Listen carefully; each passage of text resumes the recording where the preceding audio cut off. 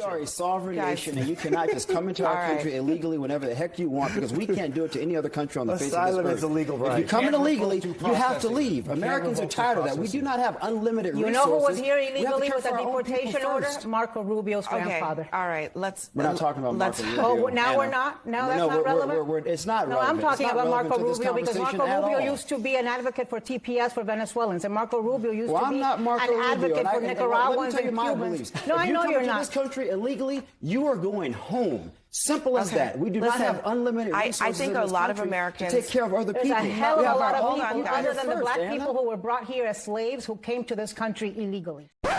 Wait, stop. What the heck did she just say? Take care of other people. There's a hell of a lot of people other than the black people who were brought here as slaves who came to this country illegally. There's a hell of a lot of people other than the black people who were brought here as slaves who came to this country illegally. She could not possibly have made that comparison, could she? They're not the same as black people who were brought here against our will. That's exactly what I just said. I said there is a lot across the border. There's a big difference. There is a big difference. That's exactly what I just said. There's a big difference. That's exactly what I just said, Sir Michael. Look and act indignant. That's exactly what I just said. Oh, the fireworks on the CNN panel were just getting started. What you just saw there was the utterly repulsive race baiter, Ana Navarro, getting called out for making an utterly absurd comparison. I mean, calling it absurd, frankly, is being kind here. It was just moronically stupid. It was logically illiterate. And I think she suddenly realized that, but not until after the words came out of her mouth.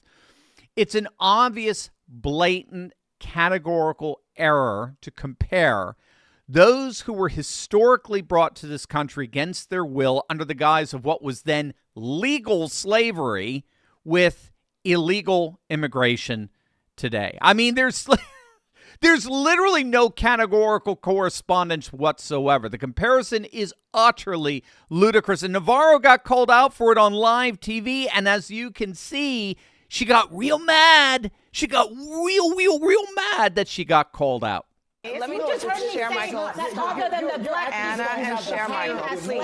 There are a lot of people from share many, Michael. I think many you actually misheard what she. I think you misheard what she said. No, he purposely misheard it. She said. I purposely misheard. So now you're in my Share brain? Michael. Listen to me for just a second. Is that where we're going? Share Michael. I would say I will have advocated for black people my entire life and say something like that? Anna, because you've advocated for black people, great. Stop. Congratulations. Last time I checked, I'm black. You're not. Okay, share Michael. That's right. I'm Latino, and my people are being racially profiled. And do I have to remind you the history of my people? Sure. Do you want to go there? No, I don't. Do you really want to go we're going to go to break. Raul, we're going to go to break. Raul Reyes, thank you very much for joining us. Everybody else, hang tight. We'll be right back. When I was studying history, like the president.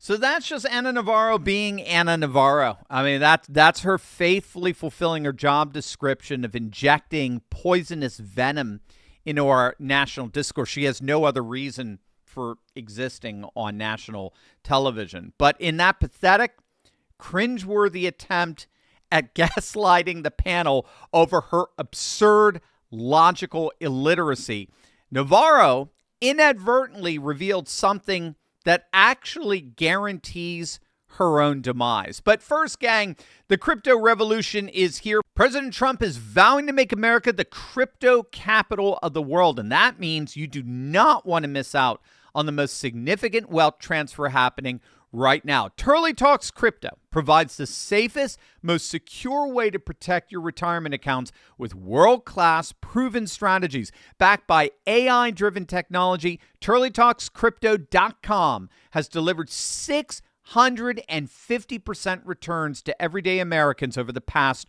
4 years. Don't let the financial elites keep you from your share, whether through an IRA or direct cash investment. Turley Talks Crypto offers a secure path to capitalize on the crypto revolution. Click on the link below or visit TurleyTalksCrypto.com today to learn more. That's TurleyTalksCrypto.com, where true Americans secure their financial future. TurleyTalksCrypto.com. Besides being endlessly entertaining, this panel meltdown on CNN was highly significant in that it's indicative of something much larger that's happening here in our nation. When political parties begin to erode and decline, when they begin to falter and decay and decompose, they hasten that demise by falling back on their most rabid and extreme elements. And as a result, the party is revealed for what it actually is. As the party shrinks and shrivels up, it inevitably defaults to its most rabid core, and it actually becomes that core. It reveals the innards of the party. And so what we're seeing here, particularly with the likes of the hate-filled rhetoric of an Ana Navarro, or the racist screeds of a Joy Reid, or the unhinged meltdowns of a Keith Olbermann, this is the defaulting of a party in decline to its most extreme, its most radical wing, because they're the only ones willing to politically fight. But again, in foregrounding their most extreme core, the Democrats end up revealing who they really are. And in this case, they are the party of resentment politics. And resentment politics is something that goes all the way back to the ancient world, where the state deliberately attempted to steer public resentment away from themselves onto others. We have to remember that resentment is a very, very dangerous thing for the state. The state is obviously comparatively small, whereas the population is quite large. And so if resentment were ever to fester within that population against the state, I mean, just ask Marie Antoinette what happens, or just take a look at the current state of the Berlin Wall. I mean, states are very small. They're very fragile, and mass public resentment is the state's greatest enemy. And so a successful political class is very skillful in the way it channels resentment away from themselves and projects it onto something else. So this is why politicians are always blaming others, never themselves. It's a political strategy. I mean, they're always projecting onto others basically their own failures. Now, while historically, like in ancient Greece and Rome, the enemy, the object of resentment, was always on the outside. So if you were in Athens, the enemy was Sparta. If you were Roman, the enemy was Carthage. So while the ancients always deflected resentment onto their foreign enemies, in the 1960s, the Democrats became masters at projecting resentment onto members of our own population. The Democrats in particular, and the D.C. establishment as a whole, have since then realized that wedge issues that divide Americans, are just as effective, if not more so, to deflect resentment away from themselves as is projecting that resentment onto any foreign enemy. And we do that too, right? Russia, and all that nonsense. But nothing compares to the way the Democrat Party has been so dedicated to designating individual members of our society, people, citizens, American citizens, as the true enemy. And what they found was that race and ethnicity and our checkered history with slavery have all been very powerful weapons in deliberately and intentionally fostering internal discord and dissent and resentment among the population. That is precisely what Ana Navarro attempted to do there. That's what she attempted to do. She attempted once again, as she always does, she attempted to use race as a wedge issue, intentionally attempting to disrupt and fracture the unity of our country so as to inordinately advantage her own political power and prestige, or better, the power and prestige of her own brand of identity politics. But there's something else going on here, and I think you saw it.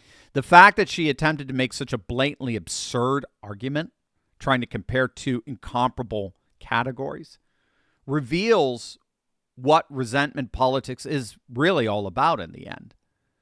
It's not about logic or redressing past historical wrongs or social justice. It's not about equity, equality. It's not about anything like that at all. Ultimately, Navarro's brand of resentment politics is all ultimately about hate.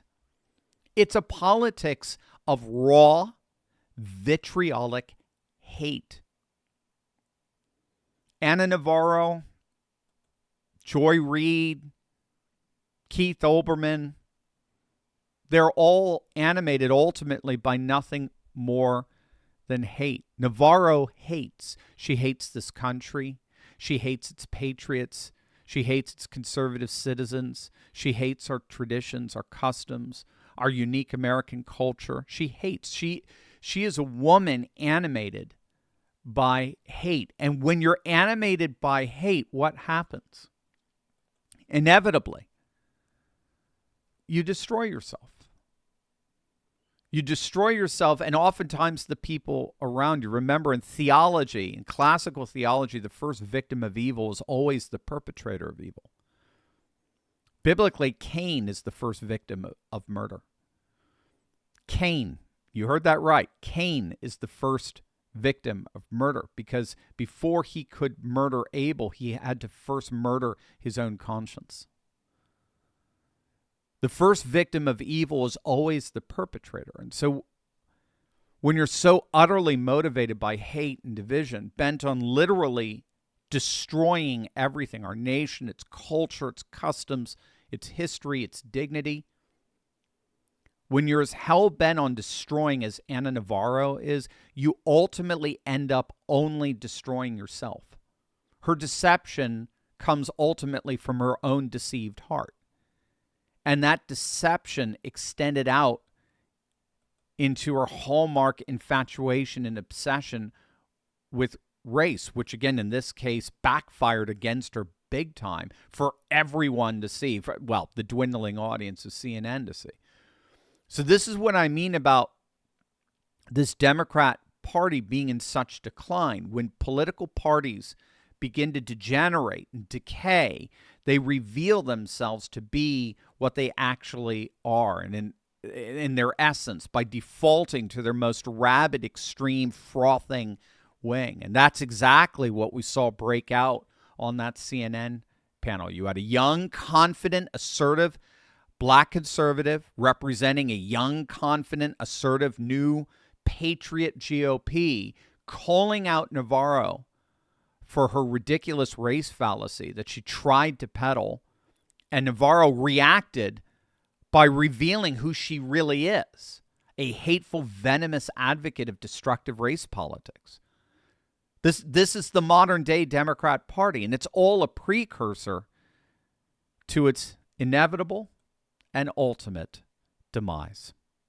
Hey there, Turley Talker. You know what? I'd love to hear from you. That's why I'm launching the Dr. Steve Hotline, where you can call in, leave a question, and maybe even hear your own voice featured on an upcoming episode of the show. Whether it's about the latest political shakeup or cultural trends or how we keep pushing forward in this new conservative age, I want to know what's on your mind. Call me at 717-844-5984. Just leave your question. I'll be checking in every single week to answer as many as I can. Again, that's 717-844-5984. Your chance to be a part of the conversation. One more time, 717-844-5984. Give me a call and let's talk.